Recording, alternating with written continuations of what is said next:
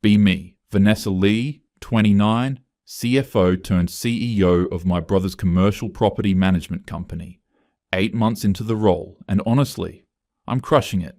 Cut operational cost by 11%, streamlined our accounting systems, automated half our invoicing.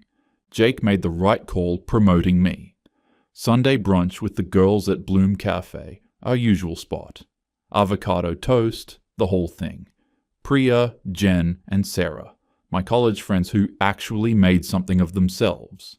Priya's a corporate lawyer now. Jen runs HR for a tech company. Sarah's in marketing.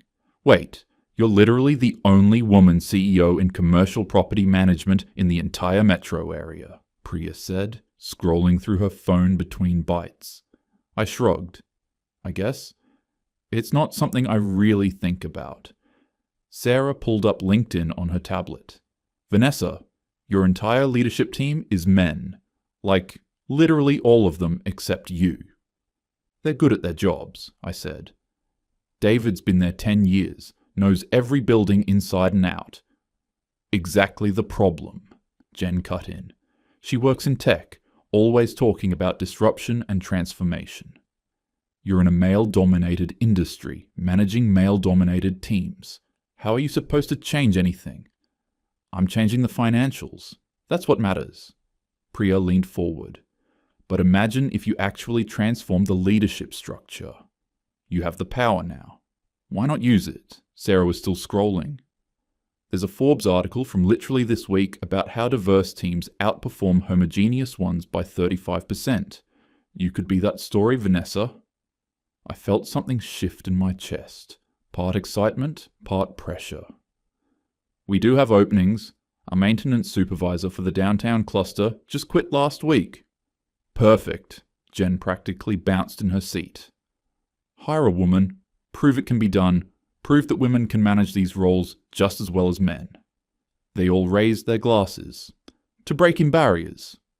I smiled and clinked glasses, but drove home with their words circling my head. That night, I pulled up our company roster on my laptop. 73% male. The numbers stared back at me like an accusation. Maybe they were right. Maybe I was playing it too safe. Monday morning, I mentioned it casually to David Morrison, our head of operations. He's 48, been with Jake since year 2, knows everything about everything. I'm thinking about our hiring approach, I said during our weekly check-in. We should be more intentional about diversity. David nodded slowly. Sure. HR, accounting, leasing agents, that makes sense. We've had great women in those positions for years. What about operations, maintenance supervisors? He paused, choosing his words carefully. Vanessa, those roles require specific experience, 24/7 availability, physical demands, vendor relationships built over years. It's not about gender, it's about reliability and expertise. I heard something else.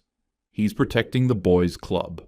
No, I'll keep that in mind, I said coolly. After he left, I texted Jen. You were right, they're resistant. Her response was immediate. Of course they are. Don't back down. 2 weeks later, I interviewed Keisha Williams for the downtown maintenance supervisor position. She was 31, confident, had worked in office property management for another company. Not field experience, but she had enthusiasm and talked about bringing fresh perspectives and collaborative leadership styles. I hired her on the spot. I also promoted Amy Chen from leasing agent to assistant operations manager. She was 27, sweet, had been with us 2 years. She seemed ready for more responsibility. When I sent the company-wide email announcing the changes, David showed up at my office within 20 minutes. Keisha has no emergency systems experience, he said, standing in my doorway. Amy's never managed vendors or contractors. They'll learn. You did? I worked under my predecessor for 3 years before taking over operations, and I was on call every single night. Times are changing, David. He looked at me for a long moment, then nodded once and left without another word. At the staff meeting introducing Keisha and Amy, I watched the room carefully. The women smiled and asked questions. Lisa, our office manager who'd been there 5 years, gave Keisha an overly bright welcome that felt slightly forced. The male maintenance workers were polite but quiet. I noticed Carlos, one of our senior maintenance guys, exchange a glance with another worker. Keisha gave a short speech about bringing new energy and collaborative problem solving to the team. After the meeting, I walked past the break room and heard two of the male workers talking. "Give it a month," one said. "I'm taking the over on that bet," the other replied. I kept walking, jaw tight. That Sunday at brunch, my friends celebrated like I'd won an award. "You're literally doing it," Sarah said, "changing the industry from the inside." I posted on LinkedIn that afternoon, proud to announce expanded leadership opportunities for women at Chen Properties, excited to see fresh perspectives reshape how we serve our clients. 847 likes by midnight. Comments flooded in praising my bold leadership and commitment to equity. I screenshot it and sent it to the group chat. Jen replied with 5 crown emojis. I went to bed feeling like I'd actually done something important. Week 4, I got an email from Amanda Park, a reporter for Metro Business Journal. She had seen my LinkedIn post and wanted to interview me about leadership diversity in traditionally male industries. The interview went perfectly. We met at a coffee shop downtown, and I talked about empowering women, breaking cycles, bringing fresh perspectives to an old-school industry. She asked about Keisha and Amy specifically, and I explained how they represented a new approach to property management. "What do the men on your team think about these changes?" Amanda asked. "They're adjusting," I said. "Change is always uncomfortable at first." The article published the following Tuesday with the headline, 29-year-old CEO Reshaping Commercial Property Management. It highlighted my finance background, mentioned our groundbreaking leadership diversity initiative, and quoted me saying, "Competence has no gender. It's about giving talented people opportunities they've been denied." My friends shared it everywhere. The comments section filled with praise. Jen texted, "You're literally changing the industry. Yeah, I printed the article and framed it in my office." What I didn't mention in that interview, Amy had successfully negotiated a new cleaning contract that saved us $1,200 monthly. It was office work, her strength, and I pointed to it constantly as proof my approach was working. What I also didn't mention, Keisha had missed 2 emergency maintenance calls in her first month, and David had quietly handled both situations himself. Week 6, my phone rang at 2:47 a.m. on a Tuesday. "Groggy," I answered. "Vanessa, it's Keisha. We have a major leak at the Riverside office plaza. Tenant called it in 20 minutes ago." I sat up, trying to clear my head. "Okay, did you shut off the water?" I can't find the main shut-off valve. I'm in the mechanical room, but there's like 50 pipes, and I don't know which one." "Didn't Tom show you during the transition?" Tom was the previous supervisor who'd quit. "He showed me a lot of things. It was overwhelming." Water running in the background, a tenant yelling. "Call David," I said finally. "It's almost 3 in the morning? Call him, Keisha." David talked her through it remotely at 3:15 a.m. I listened on the line as David walked Keisha step by step. "Blue valve on the left wall. No, left. Turn it clockwise. The other way, Keisha." His voice was patient, but I could hear the exhaustion. The tenant was yelling in the background about servers and lawsuits. I sat in my dark bedroom, feeling completely useless, listening to David save my mistake at 3 in the morning. The water got shut off, damage contained, but the tenant, a law firm paying $18,000 monthly, sent a formal complaint the next morning about response time. David came to my office that afternoon. She should have known that. Tom trained her for 2 weeks on emergency systems. It's her second month. She's still learning. The tenant doesn't care. They're paying $216,000 a year. I'll smooth it over with them. David left without arguing, which somehow felt worse than if he'd pushed back. Week 7, Lisa emailed me and Keisha separately, within 10 minutes of each other, about a scheduling conflict. Lisa needed the maintenance crew for a tenant move-out cleaning. Keisha said the crew was scheduled for urgent repairs elsewhere, and suggested Lisa's admin team handle the cleaning. Lisa's response, ceasing me. That's literally what the maintenance team is for. We've always coordinated these together. Keisha's reply, also CCing me. Maybe if there was better advance planning, we wouldn't have these conflicts. I had to mediate a 30-minute call where both of them remained professional but clearly couldn't stand each other. They both left the conversation unsatisfied, and I had no idea how to fix it.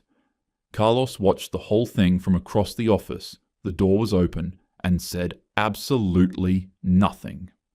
Our quarterly team lunch was week 7, 20 people at a local Italian restaurant. I gave a short speech thanking everyone for their hard work and specifically called out Keisha and Amy for bringing fresh energy to the team. The women smiled and applauded. The men clapped politely, faces neutral. During lunch, I noticed the women naturally clustered at one end of the table. They were chatty at first, but Keisha and Lisa sat at opposite ends, barely making eye contact. The men sat together at the other end, ate quickly, and left early. After lunch, Carlos approached me in the parking lot. "Can I talk to you Monday?" "Sure, what about?" "Property reassignment. I'd like to move to the North Cluster." I was genuinely confused. "But you've been managing the downtown properties for 6 years. You know them better than anyone." "Yeah, just think it's time for a change." He got in his truck before I could ask more questions. Sunday brunch, week 8. I mentioned some growing pains to my friends. "That's completely expected," Priya said immediately. "You're disrupting a system that's been in place for decades." "Keisha and Lisa aren't getting along," I admitted. Sarah nodded knowingly. "Women are socialized to compete with each other. It's internalized misogyny. They'll work through it once they realize they're on the same team." "Are the men being supportive?" Jen asked. "Some of them are quiet." Carlos asked to transfer properties. Jen's eyes lit up like she'd solved a puzzle. "See? They're threatened by the changes. That's actually a good sign. It means you're disrupting the power structure. Hold firm." I left brunch, feeling reassured, but there was still a knot in my stomach I couldn't explain away. Week 9, a vendor overcharged Keisha by $3,000 on an HVAC repair. David caught it during his monthly review and had to spend an hour negotiating to get half of it back. He forwarded me the email chain without comment. Week 10, Amy was on a call with a difficult tenant who was threatening to break their lease over noise complaints from the unit above. I heard her voice getting shakier through my office wall. Finally, she transferred the call to me. I handled it, but the tenant specifically asked, "Is David available?" I'd prefer to speak with him. 2 of our maintenance workers called in sick the same day that week, something that had never happened before in the 3 years I'd been with the company. David stopped offering advice unless I directly asked for it. Late one night, alone in my office, I pulled up our response time reports. Properties under Keisha's supervision, average emergency response time of 47 minutes, up from 22 minutes under Tom. Properties still under male supervisors, 20 to 25 minutes, unchanged. I stared at the numbers for 20 minutes. Then I closed the laptop and looked at the framed article on my wall. She just needs more time, I told myself. Thursday, week 11, 11:17 p.m. My phone rang just as I was falling asleep. "Vanessa, it's Keisha. Emergency at Riverside. Pipe burst on the 4th floor." I was up immediately, pulling on clothes. "Where are you?" "At the building. Water's coming through the ceiling. It's bad. The law firm's server room is right below." "Did you shut off the water?" "I need the key to the mechanical room. I don't have it." My heart sank. "The master key should be on your ring." "I have like 15 keys. I don't know which." I heard water rushing in the background. Someone shouting. "The building engineer. Call him." "It's 11 at night." "Call him Keisha. Now." 45 minutes of chaos. The building engineer lived 30 minutes away and had to get dressed and drive in. By the time he shut off the main valve, water had flooded through 3 floors. The law firm's server room had significant damage. The next morning, their senior partner called me directly. His voice was ice. "We've been in this building for 8 years. Never had a single issue until 6 months ago. What the hell changed? We had a personnel transition. I don't care about your transitions. That cost us $50,000 in equipment and data recovery. We have a backup, but this is unacceptable. I want David Morrison managing our property, not whoever that was last night. David manages the north side. Then move us to the north side, or we're gone. We're your biggest tenant at Riverside. $240,000 annually. Your call." He hung up. I sat at my desk, staring at my phone for 5 solid minutes. That afternoon, Jake called from Seattle. He was out there for acquisition meetings. "Saw some concerning numbers this morning," he said. "What's going on?" I felt defensive immediately. "Just operational adjustments. Under control. Vanessa, emergency response times are up 40% across your properties. 2 tenants filed formal complaints this month. We've never had that. We made some staffing changes." "What changes?" "Promoted some people. Brought in new talent." "Who'd you promote?" His voice was getting sharper. "I'll send you a full report." "It's fine, Jake. I'm back in 10 days. It better be more than fine." We hung up. My hands were shaking. That night, I stayed in the office until 2 a.m. I pulled every metric I could access.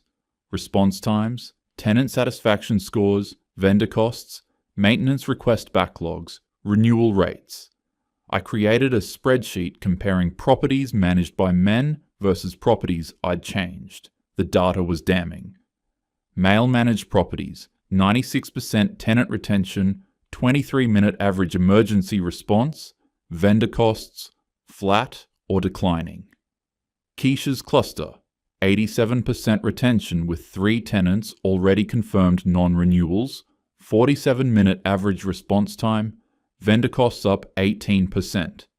Amy's oversight areas, contractor conflicts up 200%, tenant complaints doubled. I stared at the numbers until they blurred. I tried to find ways to explain it away. Maybe the male supervisors had easier properties. Maybe Keisha inherited problems from Tom. Maybe I wasn't giving her enough support. But the data was merciless. Same type of properties, same tenant mix, same vendor pool. The only variable was gender. I felt something crack inside me. Not my ideology, not yet, but something deeper. The certainty I'd been carrying like armor. Then I opened a new browser tab and typed, "Do women struggle in leadership under pressure?" I stared at the search bar for 30 seconds, then deleted it, ashamed I'd even considered searching it. Week 12, I did a site visit to one of Carlos's properties. I found him in the parking lot doing a routine inspection. "Hey Carlos, got a minute?" "Sure." We walked toward the building. I tried to sound casual. "How are things going with the new structure?" He was quiet for a moment. "It's different." "Different how?" "Look, I don't want to get anyone in trouble." "You won't. I'm just trying to understand what's working and what isn't." Carlos stopped walking. "The guys miss how things worked before. Clear decisions, quick responses. Now everything needs approval from multiple people. When there's an emergency..." He trailed off. "What?" "We handle it ourselves now.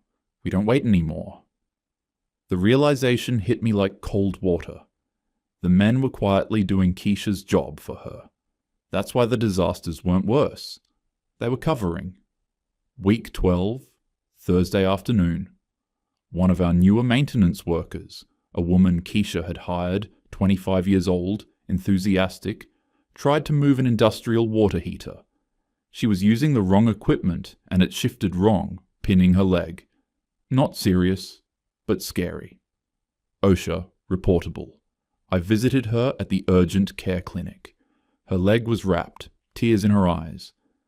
"Why didn't you wait for the proper equipment?" I asked gently.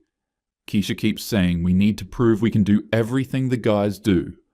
I didn't want to ask for help. I didn't want to look weak. I drove back to the office in complete silence. Week 13, Friday. I heard yelling through my office wall. Lisa and Keisha, voices carrying through the supposedly soundproof door. You wasted $8,000 on a contractor who ripped you off because you don't know the vendors. Lisa's voice was shaking with anger. Maybe if your team actually communicated properly. My team is fine. You're in over your head and everyone knows it. I had to physically separate them. Sent them both home. Other employees had heard everything. 20 minutes later, Amy appeared in my doorway, crying. I don't think I can do this, she said. The contractors don't respect me. Every difficult tenant asks for David. I feel like I'm failing everyone. I tried to comfort her, but I felt the exact same panic rising in my own chest. That night, alone in my office, I opened my secret spreadsheet again. All the data I'd been collecting, the comparison between what worked and what didn't. I opened my journal. Yes, I keep a journal. Shut up. And wrote, Week 13. I thought I was doing something important, proving something. Now I'm not sure what I was trying to prove or who I was trying to prove it to. The numbers don't lie. But if I admit that, what does that make me? I closed the laptop without saving the analysis. Drove home at midnight, more exhausted than I'd ever been. Monday morning, week 14. David requested a meeting at 8 a.m. He placed a letter on my desk. I'm giving notice. 4 weeks. My stomach dropped. What? Why? You know why? David, if this is about the changes. It's not about change, Vanessa. It's about competence. He sat down heavily. I've tried to make this work. I covered for mistakes. I trained people who didn't want to learn. I watched good employees leave. Who left? 3 maintenance guys in the last month. Carlos gave notice Friday. My face went pale. He didn't tell me, because you don't want to hear it. They're going to Morrison Property Group. So am I. Morrison. The competitor who'd been poaching our clients. You can't. I can. They offered me partnership. But that's not why I'm going. He leaned forward. I'm going because I don't trust your judgment anymore, and neither do they. Silence filled the room like water. I was trying to do something good, I said quietly. No, you were trying to prove something. There's a difference. He stood. Your brother built this company working 90-hour weeks, sleeping on job sites, risking everything. I kept it running by being available 24/7 for a decade. That's not accounting, Vanessa. That's sacrifice, and you can't hire that. I thought about the last 3 months. David arriving before me, leaving after me, phone always on, always available. I'd thought he was just doing his job. I'd never considered what it cost him, what it had cost Jake, what it would cost me. Us, I can learn. You're not willing to, because learning means admitting you were wrong. He reached the door, paused. I'll train my replacement if you find someone competent, but I won't stay to watch this collapse. He left. I sat frozen at my desk for 20 minutes. The next 2 weeks were a nightmare. The Riverside law firm officially gave 60-day notice. 2 other tenants didn't renew, quietly mentioning management changes as their reason. Our insurance rates increased due to the safety incident. A vendor we'd worked with for 8 years switched to a competitor, telling David, before he left, that they needed to work with people who know what they're doing. Jake called. I'm coming back early. We need to talk. Sunday, week 15. I showed up to brunch late, no makeup, hadn't slept properly in days. My friends noticed, but didn't ask. I need to talk to you guys about work, I said as soon as I sat down. Priya was checking her phone. Sure, what's up? It's not working. The changes. Keisha can't handle the properties. David quit. We're losing tenants. Silence. Sarah shifted uncomfortably. That's rough. Jen spoke carefully. Did you hire the right women? I stared at her. What? I mean, maybe Keisha wasn't qualified. You can't judge all women based on... You told me to hire her. My voice came out louder than I intended. You said women were just as capable, Priya cut in. We said women can be, but you still have to hire competent people, Vanessa. I felt like I'd been slapped. Sarah tried to pivot. This is exactly why we need more women in leadership pipelines, so there's a deeper talent pool. I don't care about pipelines, I was nearly shouting now. My company is falling apart. Awkward silence. People at nearby tables glanced over. Jen's voice went soft, therapeutic. Maybe you're just really stressed. Have you thought about talking to someone? Like a therapist? I looked at the three of them. Really looked, and realized they didn't actually care if I succeeded. They cared about the narrative. They wanted me to be a symbol, not a person. I have to go. I threw 2 20s on the table and left. I sat in my car in the parking lot and cried for 10 minutes. I texted the group chat later asking about next week's brunch. It took 6 hours for anyone to respond.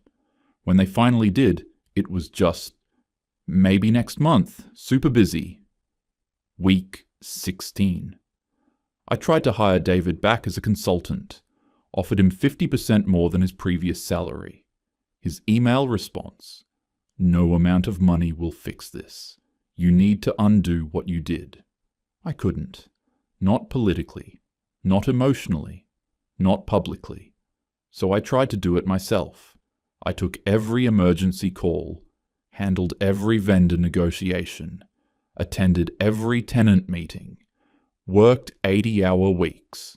One night at 3 a.m. there was a leak at one of our properties. I drove there in my pajamas, stood in the mechanical room, staring at pipes, and had absolutely no idea what to do. I called our building engineer, one of the former employees who'd left for Morrison. Sorry, Vanessa. Can't help anymore. I ended up paying a 24-hour emergency plumber $2,800 to fix something David could have handled in 20 minutes. Friday, week 17. Jake walked into my office at 6 p.m. Everyone else had gone home. I was still at my desk, papers everywhere, looking destroyed. Jesus, Vanessa, when's the last time you slept? I'm fixing it. No, you're not. He sat down, pulled out his tablet showing our financial reports. I've been monitoring remotely. We're down 22% in revenue. 5 tenants gone. 8 employees quit. Our reputation in the market is damaged. I couldn't meet his eyes. I'm calling an emergency board meeting. Tuesday. I can turn this around? With what? David's gone. Half the experienced guys are gone. The ones who stayed don't trust you. I was trying to do the right thing, I said, my voice breaking. The right thing for who? I had no answer. He left. I stayed in my office, looking at my reflection in the dark window, and didn't recognize the person staring back.